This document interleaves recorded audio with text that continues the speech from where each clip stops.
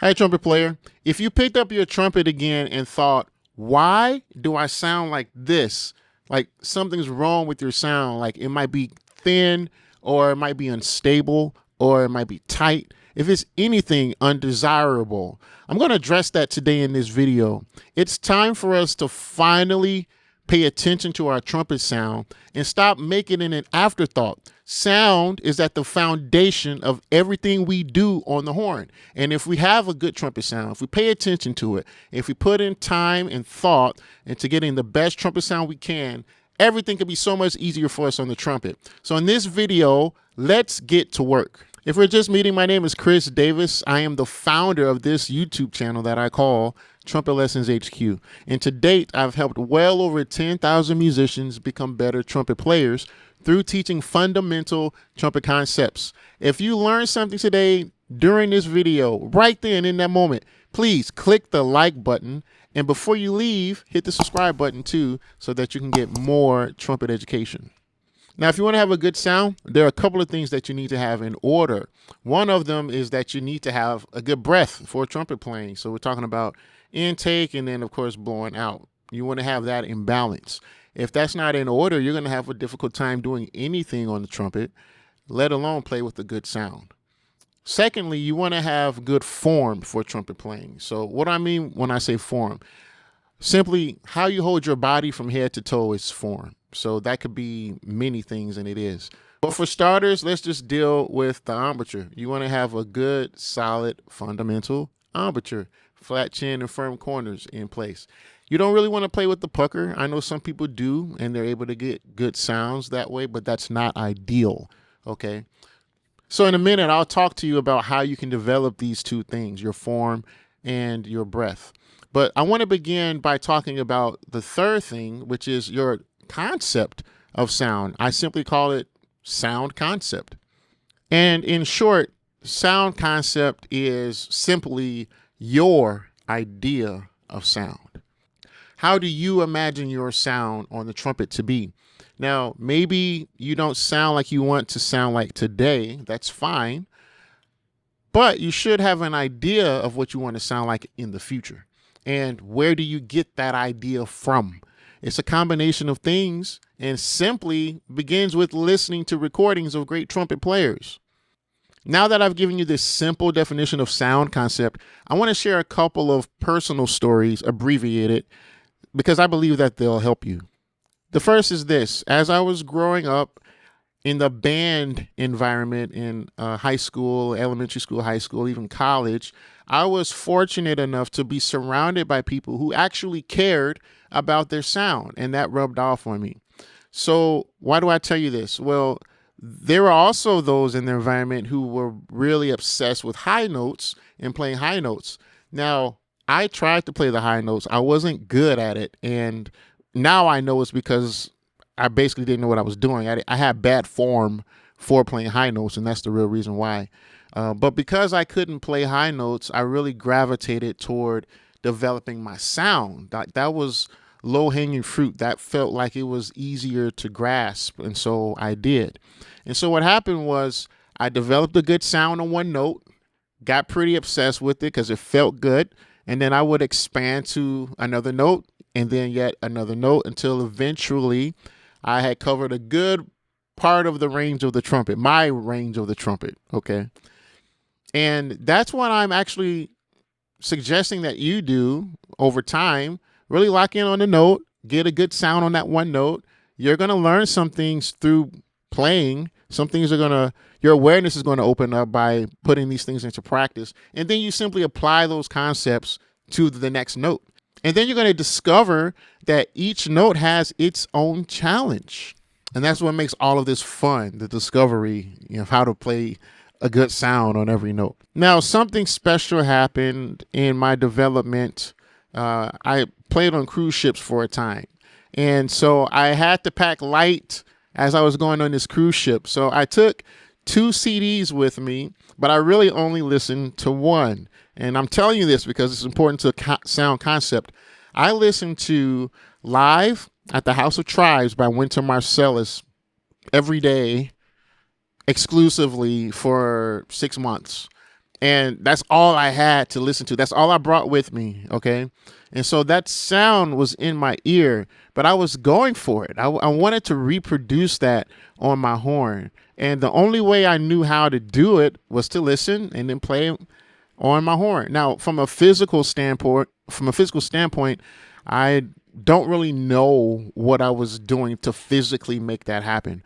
But I was getting the sound in my ear, and then I was going out and performing, trying to reproduce that sound. At the time, that was very important to me, reproducing that sound.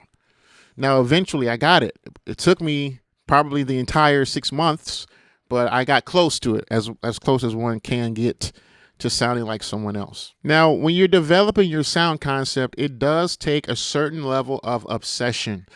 You have to be a little obsessed to continuously listen to the same thing over and again and over and again, and then practice and then repeat that whole cycle.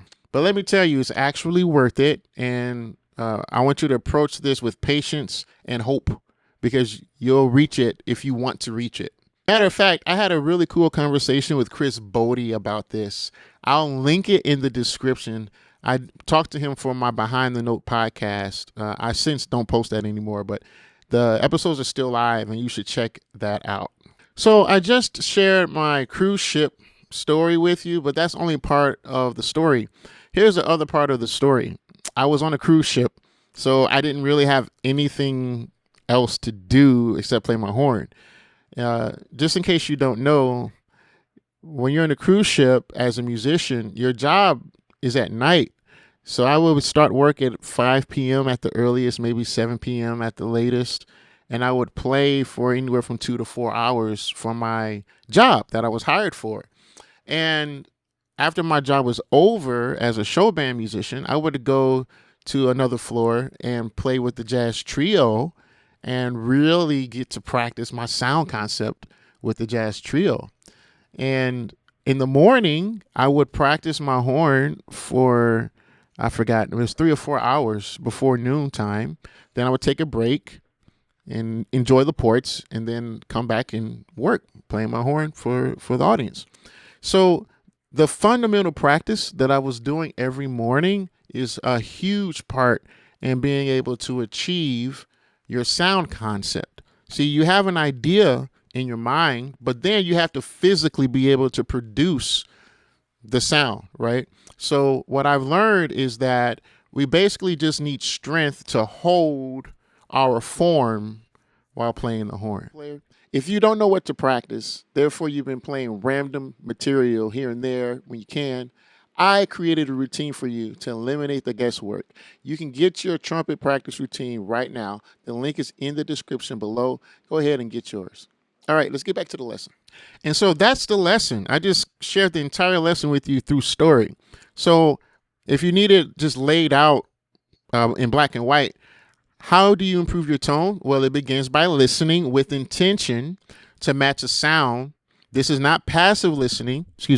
This is not passive listening while you're washing the dishes or doing any other chore. Now, you can do that. You can keep it in your ear. However, it's also going to take some intentional listening where you're not doing anything else but listening to the sound. And you're going to want to listen and imagine that it's your sound. Okay, so some imagination required here as well.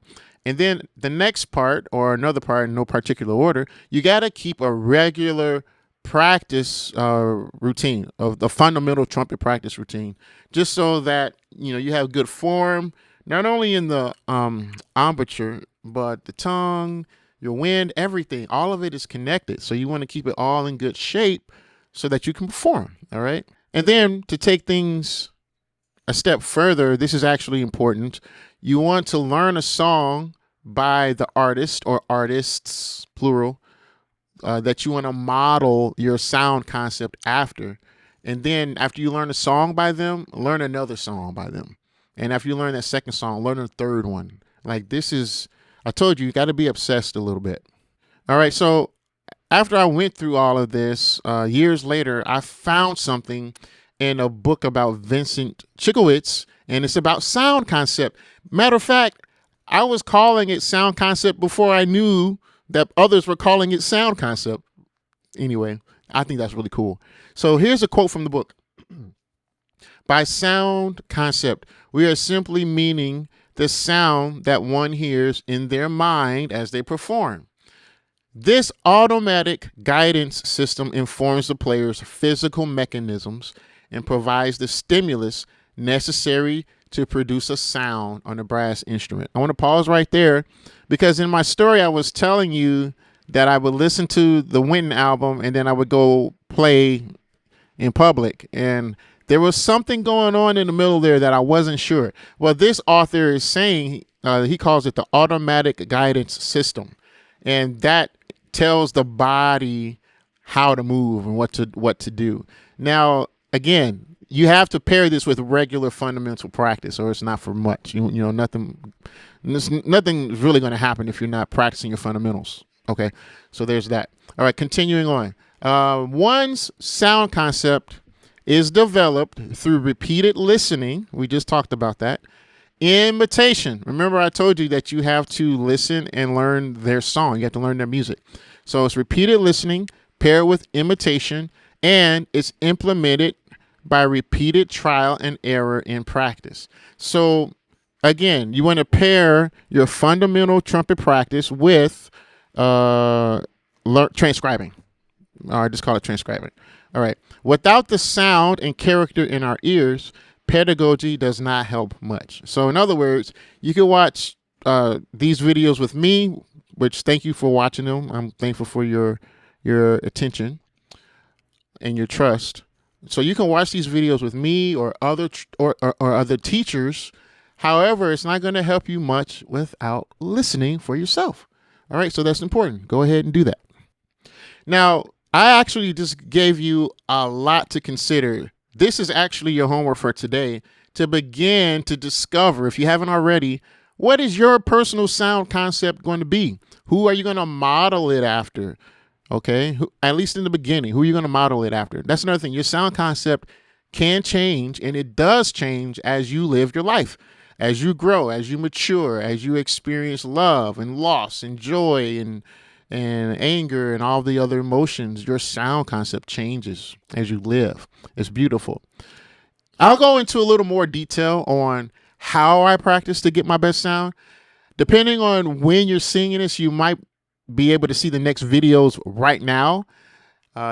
If not, just wait a week and I'll have the next one up for you. Either way, click or tap on the video on the screen to continue your learning, and I'll be there to guide you. See you in the next video. God bless you.